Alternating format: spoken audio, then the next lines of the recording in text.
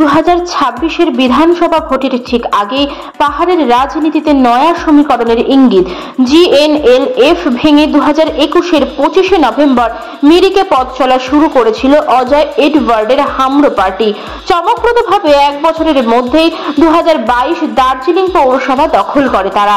পরবর্তীকালে দল ভাঙিয়ে পুরো বোর্ডের দখল করে বিজিপিএম, আর সেই হামরো পার্টি গতকালই ভেঙে দেওয়া হয়। গতকাল রাতে এই বিষয়ে অজয়ের সোশ্যাল মিডিয়াতে একটি ছবি প্রকাশিত হয়েছে, যেখানে পাহাড়ের বিভিন্ন রাজনৈতিক নেতাদের একসঙ্গে দেখা গিয়েছে। আজ থেকে নয়া পার্টি শুরু হতে চলেছে বলে খবর রাজনৈতিক মহলে। কি নামে পথ চলা শুরু করছে নতুন রাজনৈতিক দল?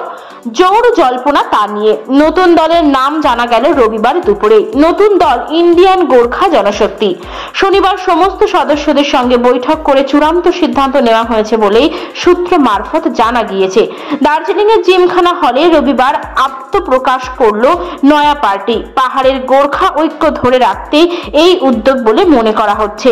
এই নতুন দলে থাকছেন সদ্য তৃণমূল ছেড়ে যাওয়া এনবি খাওয়াস, জনমুক্তি মোর্চার প্রাক্তন সভাসদ প্রকাশ গুরু, থাকতে পারেন কার্শিয়াং এর প্রাক্তন বিধায়ক রোহিত শর্মা, কালিম্পং এর প্রাক্তন বিধায়ক হরকা বাহাদুর ছেত্রী।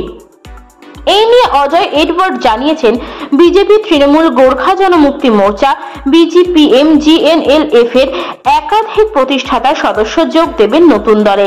আগামী সপ্তাহে নতুন দলের বিষয়ে আনুষ্ঠানিক ঘোষণা হতে পারে। মূলত পাহাড়ের মানুষের সার্বিক বিভিন্ন দাবির কথা বলা হলেও শুধুমাত্র পাহাড় নিয়ে উন্নতিমূলক কাজই নয়া দলের মূল লক্ষ্য, নাকি নতুন দলের প্রধান দাবিতে গোর্খাল্যান্ডকে আলাদা রাজ্যের কথা থাকতে তা এখনো স্পষ্ট নয়।